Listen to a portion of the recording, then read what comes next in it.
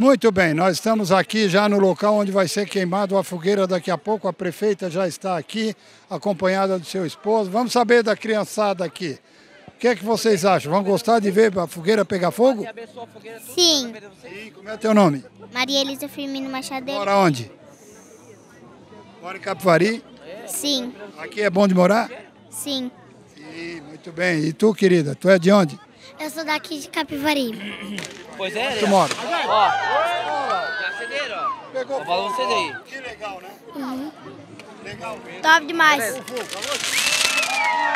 Tá aí, acesa a fogueira da festa de São João Batista aqui em Capivari de Baixo.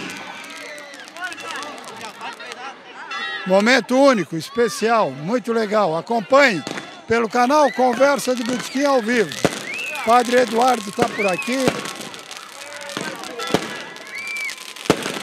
E o foguetório iniciou.